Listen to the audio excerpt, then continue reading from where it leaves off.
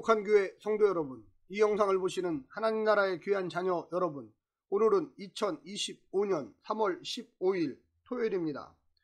오늘 매일성경 본문에서는 한 바리새인이 예수님을 식사에 초청했습니다. 예수님이 손을 씻지 않자 이상히 여깁니다. 예수님은 이를 기회로 바리새인들의 표리부동한 신앙을 화 형식으로 신랄하게 고발하십니다. 바리새인 전체를 대상으로 세 가지 화를 선언하신 후 한 율법 교사가 항의하자 율법 교사들을 대상으로 세 가지 화를 선언하십니다. 그로 인해 서기관과 바리새인들이 예수님을 향해 분노에 사로잡히면서 훗날 논쟁을 예고하고 있습니다.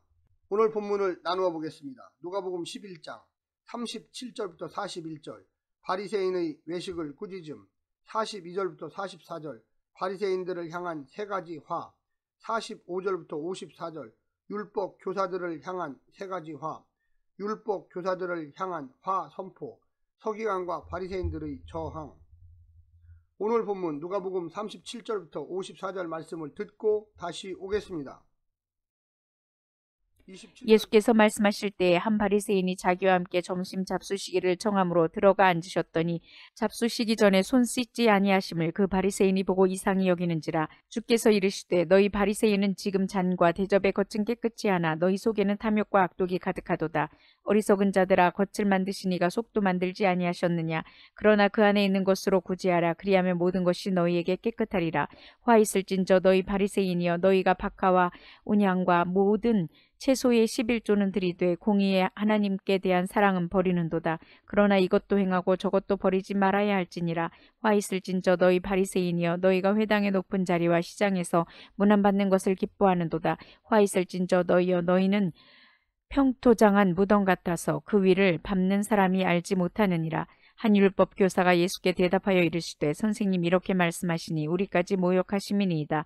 이르시되 화 있을진저 또 너희 율법 교사여, 지기 어려운 짐을 사람에게 지우고 너희는 한 손가락도 이 짐에 대지 않는도다. 화 있을진저 너희는 선지자들의 무덤을 만드는도다. 그들을 죽인 자도 너희 조상들이로다. 이와 같이 그들은 죽이고 너희는 무덤을 만드니 너희가 너희 조상의 행한 일에 증인이 되어 옳게 여기는도다. 그러므로 하나님의 지혜가 일렀으되 내가 선지자와 사도들을 그들에게 보내리니 그 중에서 더러는 죽이며 또 박해하리라 하였느니라. 창세 이후로 흘린 모든 선지자의 피를 이 세대가 담당하되 곧 아벨의 피로부터 제단과 성전 사이에서 죽임을 당한 사가랴의 피까지 하리라. 내가 너희에게 이르노니 과연 이 세대가 담당하리라.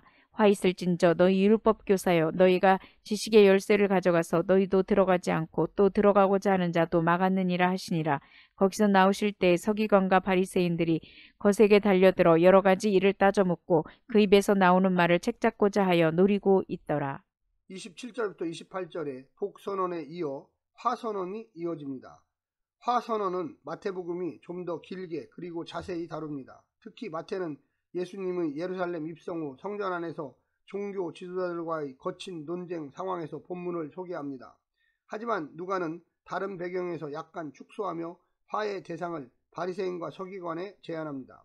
아직 종교 지도자들과의 논쟁이 정점에 이르기 전이기 때문입니다. 마태는 7개의 화를, 누가는 3씩 두 쌍으로 6개의 화를 소개합니다. 마가는 누가의 두 번째 화만 간략히 다루고 있습니다. 오늘 본문을 세 부분으로 나누어 자세히 설명드리겠습니다. 첫 번째, 탐욕과 악독이 가득한 사람들. 예수님은 바리새인의 외적인 태도를 강하게 질타합니다. 그들은 외적인 종교적 행위와 정결법을 철저하게 지키는 것처럼 보였지만 내면은 탐욕과 악독으로 가득 차 있었습니다. 예수님은 11장 39절에서 겉은 깨끗하나 속은 탐욕과 악독으로 가득하다고 말씀하시면서 그들의 위선을 드러내셨습니다. 참된 경건은 외적인 형식에서 비롯되지 않고 내면에서 시작됩니다. 오늘날에도 신앙생활이 외적인 행위와 형식에 치우친다면 바리새인들과 다를 바 없습니다. 참된 신앙은 내적인 영성을 바탕으로 하나님의 공의를 실천하며 예배와 일상의 삶을 통해 나타나야만 합니다. 우리의 신앙은 하나님의 사랑과 정의를 삶 속에서 드러내는 데 초점을 맞추어야 합니다. 두 번째는 진리를 거부하는 사람들. 예수님은 바리새인과 서기관들이 하나님의 메시지를 거부하고 선지자들을 핍박했던 조상들의 길을 따르고 있다고 말씀하십니다. 그들은 말씀을 전하는 선지자들을 죽인 조상들의 잘못을 반복하며 심지어 자신들이 그들의 무덤을 꾸미는 행위를 통해 이를 승인하고 있었습니다.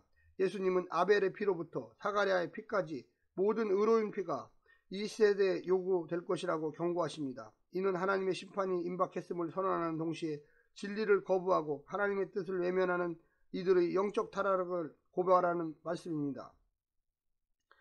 오늘날 우리는 하나님의 말씀을 거부하거나 외면하지 않고 그 말씀에 먼저 순종하며 더 나아가 진리를 거부하는 세상 가운데 선지자적 목소리가 들리게 해야 합니다. 마지막 세 번째는 하나님 나라를 막아서는 사람들. 예수님은 바리새인과 서기관들이 하나님의 나라로 들어가는 길을 막고 있다고 책망하십니다. 그들의 외식적이고 형식적인 신앙은 하나님께 나아가야 할 사람들에게 무거운 짐을 지우고 하나님의 은혜로부터 멀어지게 만들었습니다. 이는 율법의 본래 목적과 완전히 상반되는 모습입니다. 율법의 본질은 사람들에게 생명을 주고 하나님께 나아가게 하는 것들이지만 그들은 율법을 도구로 삼아 사람들을 억압하고 하나님과 멀어지게 했습니다. 우리의 신앙도 외적 규율이나 형식만을 강조하고 본질을 잃어버린다면 바리새인들의 전철을 받게 될 것입니다. 율법과 신앙의 핵심은 하나님께로 나아가는 길을 열어주는 것입니다. 사랑하는 성도 여러분, 오늘 하루도 승리하시고요. 하나님의 놀라운 축복과 은혜가 늘 함께하기를 간절히 바랍니다. 샬롬.